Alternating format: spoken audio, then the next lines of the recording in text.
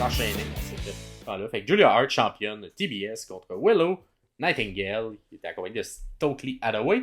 Et là, je te laisse le présenter, mais un peu critique, moi, de ce match-là. Mais moi, j'ai perdu un peu mon focus à ce match-là parce que Ça t'apprend pas.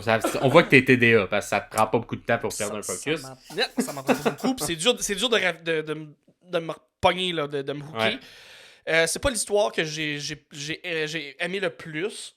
Je trouve qu'il y a beaucoup d'éléments dans cette histoire-là. Il y a Stokely Hathaway qui est là, t'as l'autre fille, l'extraterrestre, Statlander qui est là aussi, c'est des amis de Willow, ok, c'est le fun. Willow qui est l'underdog, t'as Julia Hart qui est vendue forte depuis un petit bout.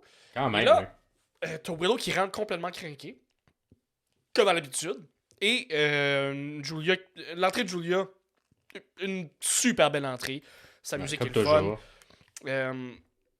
Willow donne tout là, pendant le match. Elle la vend bien. Il y a eu quelques gros spots, dont un où elle comme roule par-dessus la troisième corde, puis elle tombe en bas du ring.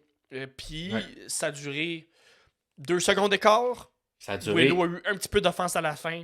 Elle a gagné. Ça a duré à peine 6 minutes. Imagine. Pour un changement de ceinture, d'un long règne quand même, d'une championne qu'on a vendue forte aussi, qu'on fait perdre de cette manière-là. Je comprends qu'on veut bâtir Willow comme quelqu'un de fort pour éventuellement vendre quelqu'un comme Mercedes Moné d'encore plus forte. Mais est-ce que c'est la façon de faire? Moi, je pense pas. Il aurait pas avoir un bon match pareil, puis ça aurait vendu Willow sans dévaluer ce que Julia a fait depuis 6 mois. Là.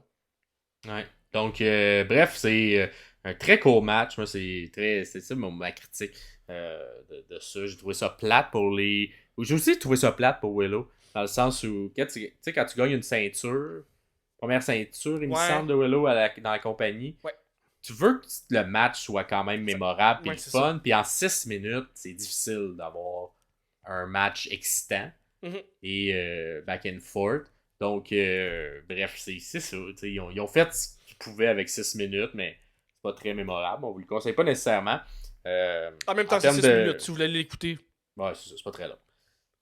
En termes de... Pour le questionnaire, il y avait 62% des gens qui avaient Willow gagnante. Quand même.